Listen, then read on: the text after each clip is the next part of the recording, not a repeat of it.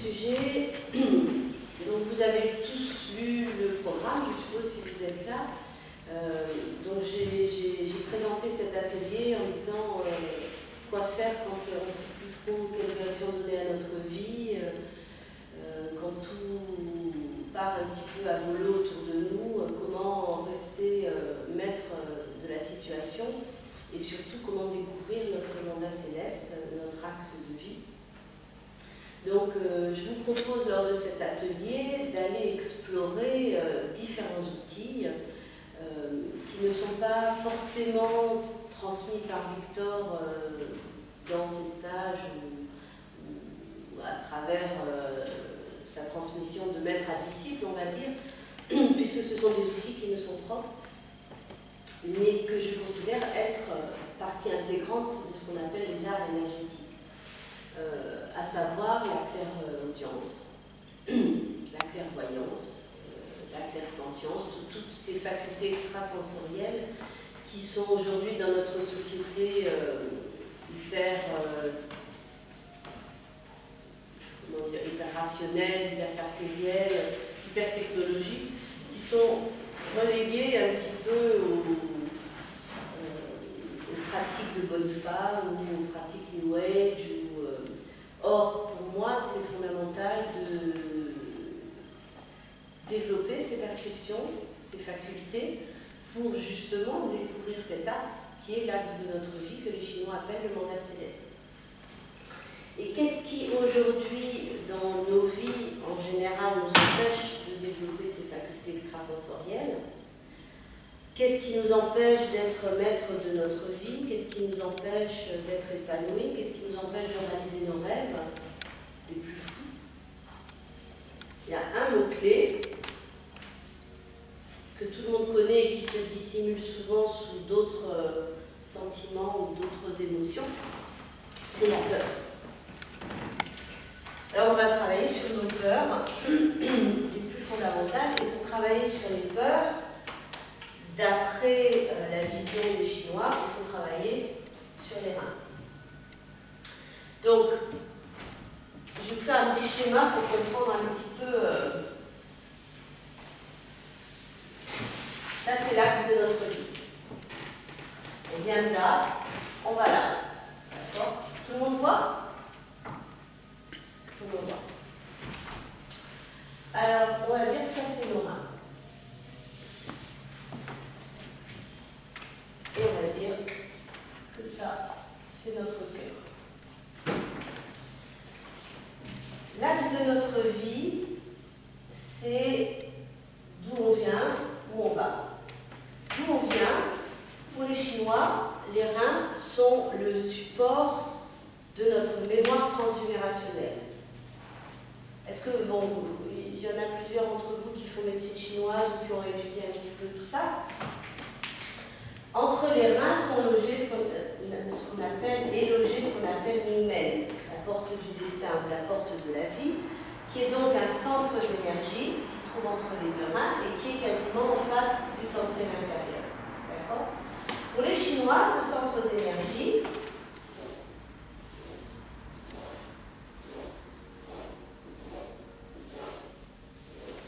a mémorisé et le siège de la mémoire de 6 générations derrière nous. D'accord? C'est-à-dire papa, maman, les grands-parents paternels et les grands-parents maternels, les arrière-grands-parents, etc., etc. Ça, sur 6 générations. Au total, ça fait 126 personnes. Nos ancêtres. Nos ancêtres, non pas les Gaulois, parce que chacun a des origines différentes, mais ces ancêtres nous ont apporté toute notre hérédité, bien sûr, au niveau physique, mais aussi notre mémoire, qu'on appelle transgénérationnelle maintenant, qui est explorée par la psychogénéalogie et toutes ces pratiques-là. Et ces mémoires-là, c'est important de comprendre qu'il y en a des bonnes comme il y en a des mauvaises. Les mauvaises, en général, on s'en rappelle parce qu'on en subit les conséquences, mais les bonnes, on a tendance à les oublier. Et ces bonnes-là, c'est important d'en prendre conscience. C'est pour ça que les Chinois et toute l'Asie qu'ils ont conscience de ce que les ancêtres leur ont transmis, comme faculté, comme don, comme talent, comme connaissance. Nous, en Occident, c'est coupé. Donc déjà, pour savoir d'où on vient, pour nous, c'est difficile. Parce que, je veux dire, on connaît l'histoire de nos grands-parents, nos arrière-grands-parents, mais on a perdu cette transmission de nos ancêtres. Donc, difficile de savoir d'où on vient. Maintenant, pour savoir où on va, il se passe quelque chose dans notre corps entre les reins et le cœur, puisque pour les Chinois, le cœur est le siège du chêne, hein, c'est la conscience, l'esprit. Dans notre terminologie, on pourrait parler d'âme, peu importe le nom qu'on lui donne, c'est l'esprit, avec un grand A. Et c'est cet esprit qui est porteur de notre mandat céleste. C'est cet esprit qui, lorsqu'il est ouvert et paisible, qui est l'espace dans notre vie qui peut refléter le projet du ciel. Hein, si vous faites un peu d'astrologie ou si vous avez un petit peu exploré toutes ces dimensions-là, vous savez bien qu'on n'arrive pas de nulle part et qu'on ne va pas nulle part. Hein. On a un projet, une mission, un mandat, peu importe le nom qu'on lui donne. Et pour les Chinois, ce mandat, cette mission, elle est, entre guillemets, lisible au niveau de notre chaîne, de notre tantien moyen. Parce qu'on a aussi 3 niveaux de conscience qu'on va voir après, qu'on va un petit peu approcher. Mais je voudrais juste qu'on comprenne bien que les reins, en quelque sorte, c'est notre passé avec tous ces ancêtres. Et donc, c'est le choix qu'on a fait de s'incarner dans ce corps-là, avec cette mémoire-là, avec cette hérédité-là, avec cet ADN-là aussi. Alors que le chêne, ce qui est lisible, du mal à trouver un autre terme, dans notre cœur, dans ce tantien moyen, c'est ce que le ciel nous a ordonné, c'est des termes un petit peu chinois, de venir réaliser dans cette vie-là. Maintenant, on n'est pas des marionnettes. Cet axe-là, c'est à nous de le découvrir en sachant d'où on vient et en comprenant quel est ce mandat céleste. Or, ce que je disais, dans notre société actuelle, hyper technologique, hyper rationnelle, hyper cartésienne, on est coupé de cette perception-là, cette perception du cœur. Le cœur a ses raisons que la raison ne connaît pas, hein, disait Blaise Pascal. On n'écoute plus notre cœur, on écoute notre mental. On est façonné par une société qui nous conditionne à poser des actes raisonnables, et non plus du tout dirigés par notre cœur. À plus forte raison qu'on a coupé cet axe. Qu'est-ce qu'il y a entre les reins et le cœur? Il y a le diaphragme. D'accord? Donc le cœur, lui, est entouré par les poumons, le maître du souffle. On a le diaphragme. Juste sous le diaphragme, on a le fameux plexus solaire. Vous allez voir à quel point ça a son importance, qui est un centre névralgique au niveau de nos émotions. Hein, c'est comme son nom l'indique, un plexus. C'est un concentré de nerfs. C'est un carrefour de nerfs qui accumule et mémorise toutes nos émotions. Alors là, on est sur le plan émotionnel. Là, on est plutôt sur le plan physique. Avoir les reins solides. Et là, on est plutôt sur le plan, on va dire, spirituel. Hein, il y a 3 plans. Et ce plexus solaire, il est encadré à droite par le foie. Là aussi, un concentré d'informations émotionnelles. Et de l'autre côté, on a la rate et le pancréas qui font toute cette place-là. Donc sur ce plan horizontal, là, on a vraiment le concentré de toutes les charges émotionnelles qui coupent notre axe de vie avec la confiance en soi. En français, on dit avoir les reins solides, dans les reins, dans l'enracinement,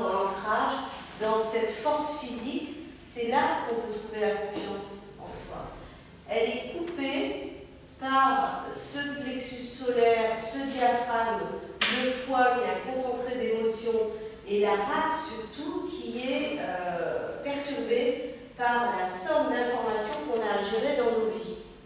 Hein, Internet, la télévision, la radio, les journaux, on est submergé d'informations, la plupart du temps futiles ou anxiogènes, qui ne servent à rien, mais qui encombrent la rate et qui saturent en fait l'énergie de la rate. Or, l'énergie de la rate, en médecine occidentale, elle est absolument inutile, on enlève la rate, enfin oui, enfin non, comme la vésicule biliaire d'ailleurs. En médecine chinoise, la rate, c'est le centre du système des 5 éléments. C'est vraiment le centre, c'est la terre, c'est ce qui nous relie, nous, à notre mère nourricière, la terre, hein, puisque la rate, c'est l'organe maître du système digestif, et que ce qu'on mange, ça vient de la terre. Donc, toute cette zone-là, elle est saturée, perturbée, problèmes digestifs, ulcères d'estomac, problèmes de foie, et surtout ce plexus solaire, quand on dit on a l'estomac noué, hein, c'est que cette zone-là, qui est très innervée, est en général tendue. Et du coup, qu'est-ce qui se passe? Eh bien, on respire mal. On respire mal parce que ce diaphragme, il n'en peut plus, il accumule des couches et des couches de tension et il n'est pas mobilisé par une respiration abdominale qui, lorsqu'on gonfle le ventre, fait descendre le diaphragme et empire les poumons d'air, et lorsqu'on presse l'abdomen, remonte pour vider les poumons. Donc ces poumons qui ont un rôle de protection aussi par rapport au cœur sont sous-utilisés. Ce diaphragme est tendu, ce plexus solaire est crispé, le système digestif est saturé. Comment voulez-vous qu'on puisse trouver la vie de notre vie? C'est pas possible. Et la plupart du temps, on n'est pas enraciné parce qu'on ne cherche pas justement ce lien à notre hérédité, à notre passé, à nos ancêtres. Donc, pour les Chinois, j'ai parlé des peurs. Les reins sont les sièges de la peur. Le foie, c'est la colère. La rate, c'est l'anxiété. Les poumons, c'est la tristesse. Et toutes ces émotions négatives, lourdes, limitantes, qui nous freinent, qui empêchent notre déploiement, notre épanouissement, eh bien, viennent resserrer ce cœur qu'on finit par fermer pour se protéger, tout simplement. C'est une réaction de bon sens. Donc là, on va chercher, à travers ce travail que je vous propose, à libérer ce cœur, libérer cette zone, pour pouvoir regarder à l'intérieur, comme dans un lac paisible, quel est ce mandat céleste. Et pour ça, on va essayer d'aller toucher du bout des doigts ces facultés extrasensorielles, qui sont bien entendu étouffées, comme je vous l'expliquais, et qui relèvent de ce qu'on appelle notre 6e sens. Et alors là, ça sort du paperboard, parce que le 6e sens, c'est ce qu'on appelle aussi le 3e œil, c'est le tantième supérieur. Hein. Pour les Chinois, on a 3 tantièmes. Tantième inférieur qui se situe au niveau du lumen, mais c'est comme si je me tenais comme ça, j'ai les reins derrière et j'ai mon tantième inférieur ici. Au niveau du cœur, j'ai le tantième moyen et au niveau du 3e œil, j'ai le tantième supérieur. C'est avec ce tantième supérieur que les Chinois de l'Antiquité, les Sibériens aujourd'hui et beaucoup d'autres peuplades qui sont restés connectés au ciel utilisent ces facultés, ce 6e sens. C'est avec ce tantième-là qui, bien entendu, relie au cerveau. Hein, le cerveau, pour les Chinois, c'est un organe extraordinaire, on n'en parle nulle part, mais c'est quand même le chef d'orchestre, le cerveau. Hein. Et aujourd'hui, les neurosciences mettent en évidence que le cerveau est connecté directement au cœur, avec ce qu'on appelle la cohérence cardiaque. Je ne sais pas si vous avez entendu parler de la cohérence cardiaque. On va expérimenter un petit exercice pour comprendre que lorsque le cœur bat de manière régulière et non pas de manière chaotique, à ce moment-là, on peut, en résonance, développer nos perceptions extrasensorielles, notre intuition, notre prémonition, notre clairaudience, notre clairsentience, notre clairvoyance. Toutes ces facultés-là ont besoin d'avoir un rythme cardiaque régulier, donc une respiration régulière, donc une respiration abdominale qui mobilise le diaphragme, qui va masser les organes et les viscères pour pouvoir avoir un système global, fluide, harmonieux, et permettre justement cette paix, cette sérénité, cette ouverture du cœur qui va nous laisser entrevoir notre mandat céleste. Donc l'enracinement, la gestion des émotions, la respiration et la clairaudience qu'on va expérimenter aujourd'hui. J'avais fait expérimenter la clairvoyance lors du premier atelier, l'écriture automatique lors du deuxième atelier. Là, on va un petit peu plus loin avec la clairaudience. Qu'est-ce que j'aurais oublié de vous dire? C'est clair, ça? D'accord? Donc, on a 5 outils. Hein, c'est ce que j'ai dit dans l'emailing. La respiration consciente, les poumons.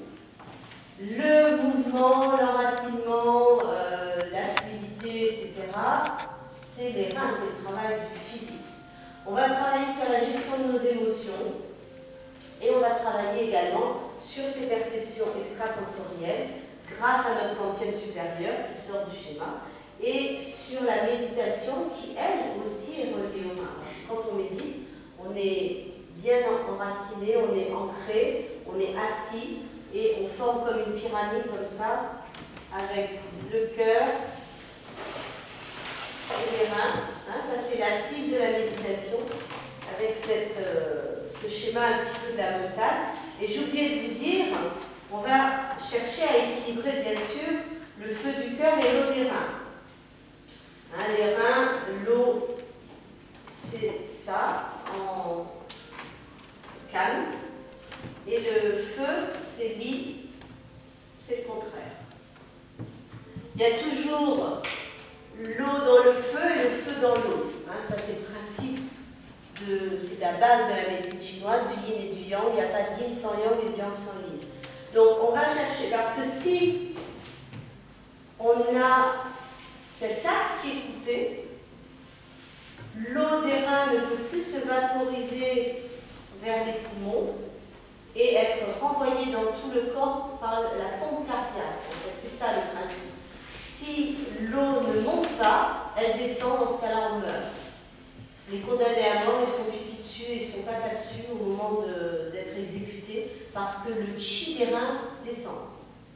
Alors que le chi des reins doit monter. Et le feu du cœur, lui, ne doit pas monter, sinon ça donne des insomnies, des maux de tête et de l'irritabilité, il doit descendre. Donc, les deux énergies doivent se croiser pour s'équilibrer.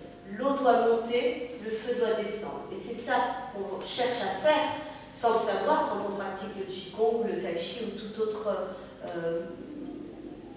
discipline martiale. C'est chercher l'équilibre, on dit, entre le yin et le yang. Oui, mais est-ce qu'on sait ce qu'il y a derrière au niveau physiologique? Hein, au niveau physiologique, c'est ça. L'eau des reins doit être vaporisée vers les poumons et grâce à la pompe cardiaque, envoyée dans tout le corps, puisque l'eau, c'est la vapeur. L'énergie, c'est quoi? Dans un premier temps, ça va fournir un mouvement. Hein, comme dans notre automobile, on met de l'essence pour pouvoir bouger. Dans un deuxième temps, c'est la chaleur. On ressent tout de suite de la chaleur quand on bouge. Et dans un troisième temps, on va chercher à développer la lumière. Comme dans une maison, la chaleur, les radiateurs, mais aussi la lumière. C'est ça que fournit l'énergie dans notre corps, mais aussi dans notre vie. Et la lumière dans notre vie, c'est quoi? C'est éclairer notre chemin. D'accord? Donc, on va équilibrer le feu du cœur et l'eau des reins, chercher à faire le vide dans notre cœur pour qu'il soit suffisamment paisible comme un lac à la surface duquel on va pouvoir lire le mandat céleste. Est-ce qu'il y a des questions? Oui, une remarque, c'est qu'il y a 126 ancêtres, et à 126, en divisant par 2, ça fait 63. Je me dis, on est tout près du double des hexagrammes du Yin. Tout à fait, ouais. 64. Et je me demandais, je me suis dit, dans quel travail ça va m'emmener? C'est nous le 64e. Oui, non, ça j'avais compris, mais le fait qu'il y ait un double comme ça, ouais. ça me permet de faire une lecture du Yin, de renouveler ce que c'est en fait. Parfait. Bien, d'autres remarques?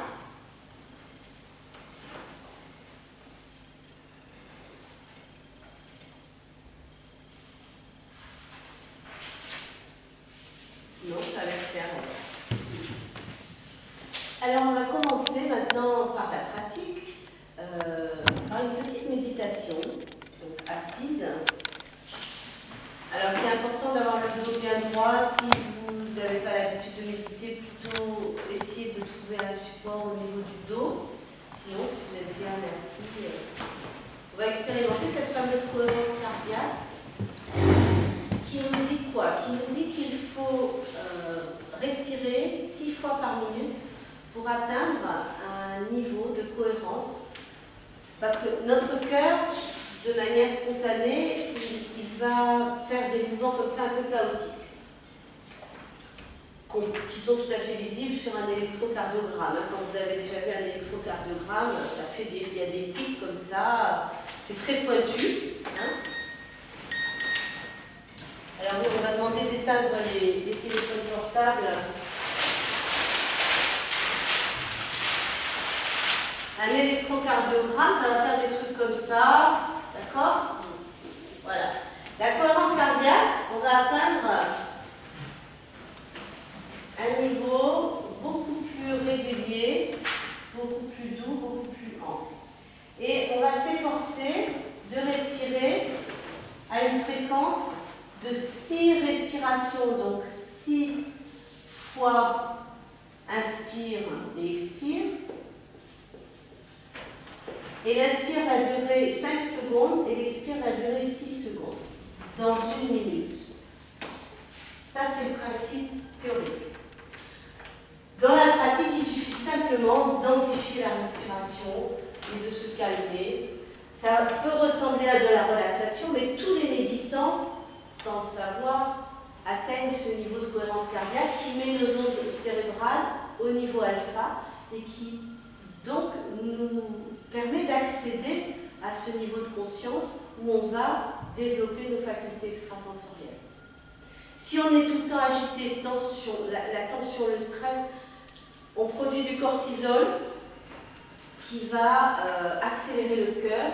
C'est le principe de la fuite quand on est en situation de survie. Et aujourd'hui, en particulier dans les villes, on vit en permanence un état de stress, même en prenant le métro, c'est pas la peine d'aller bien loin. On produit en permanence du cortisol, ce qui est totalement néfaste pour notre équilibre physiologique. Et donc cette cohérence cardiaque diminue le niveau de stress et met notre cerveau en onde alpha. Donc on va commencer. Alors après, vous pouvez chercher dans des publications la cohérence cardiaque, vous verrez, c'est très intéressant. On va commencer simplement par mettre les mains sur le tendon inférieur, sur l'abdomen. Alors pour les femmes, c'est la main droite en dessous, pour les hommes, c'est la main gauche en dessous. On pose l'autre main par-dessus, on relève bien les épaules. Et on va s'efforcer déjà d'installer une respiration abdominale. Vous avez compris que c'est comme ça qu'on mobilise le diaphragme et qu'on va pouvoir détendre le plexus solaire. Donc en inspirant, vous gonflez au maximum l'abdomen. Et en expirant, vous rétractez l'abdomen. Et en même temps, vous étirez le coccyx vers la terre. Et à chaque inspiration, à nouveau, votre abdomen pousse vos mains, vous étirez bien le sommet du crâne vers le ciel, en allongeant la nuque. Et à l'expire, on détend les muscles du visage, la nuque, les épaules, et c'est les mains qui pressent l'abdomen. Et vous étirez légèrement le coccyx vers la terre. Et vous amplifiez votre inspiration. Vous essayez de compter 5 secondes dans votre tête. Et ensuite, vous amplifiez l'expiration. Et vous essayez de compter 6 secondes dans votre tête. On expire sur 6 secondes. Et on inspire sur 5 secondes.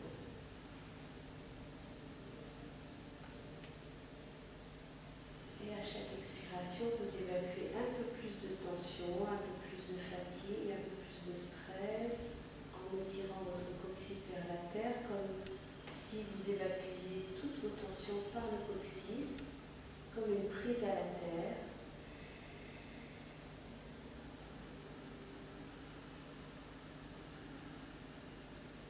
Plusieurs fois de suite, installez cette respiration abdominale.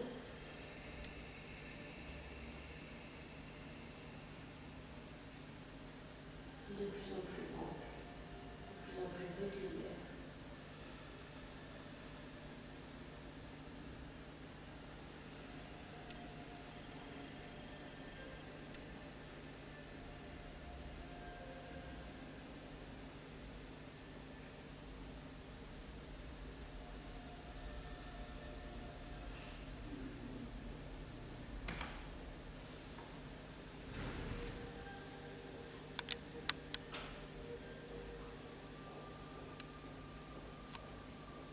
Et vous installez un petit sourire intérieur, vous détendez bien la mâchoire inférieure, les racines de la langue au fond de la gorge, la nuque, les épaules. Continuez d'évacuer à chaque expiration toutes les tensions du corps pour les redonner à la terre.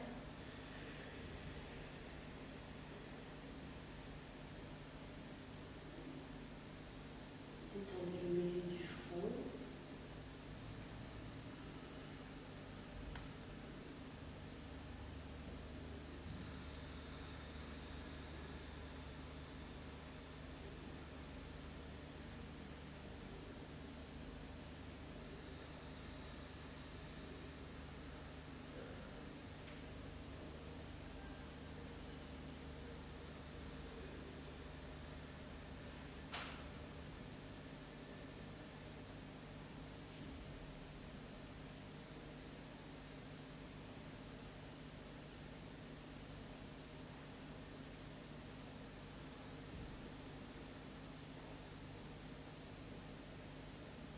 Puis maintenant, vous allez, pour les femmes, porter la main droite entre les deux seins, au milieu de la poitrine, la main gauche pour les hommes.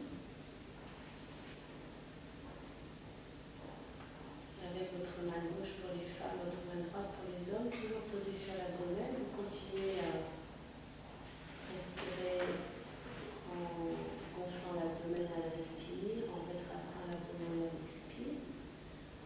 Et avec l'autre main posée sur la poitrine, vous allez essayer de vous mettre à l'écoute des battements de votre cœur.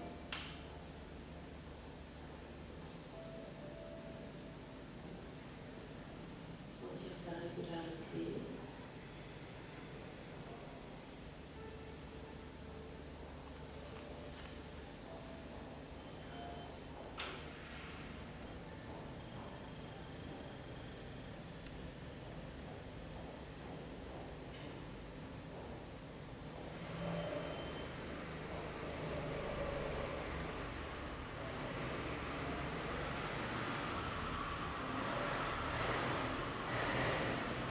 Vous allez intérieurement laisser monter à votre conscience une question qui vous préoccupe. Qu'est-ce qui aujourd'hui dans votre vie pose le plus de problèmes? Une question à laquelle vous n'avez pas de réponse pour le moment.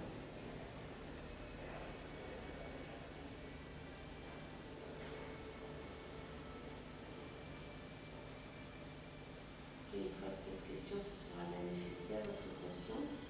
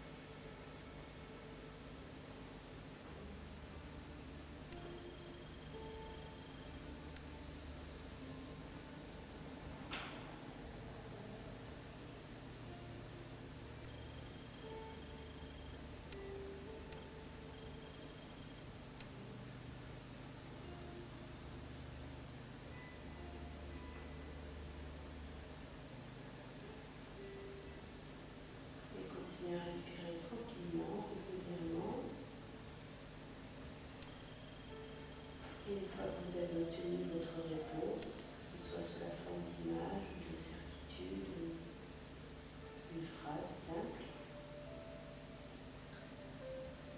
Relâchez les deux mains. Ramenez les mains au niveau de la ceinture. Vous massez lentement la ceinture abdominale. Gardez en mémoire ce que vous voulez percevoir.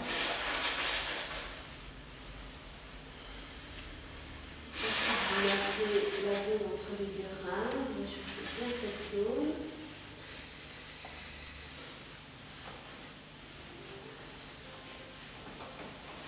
Ensuite, vous écrasez les jambes, rectifiez les genoux.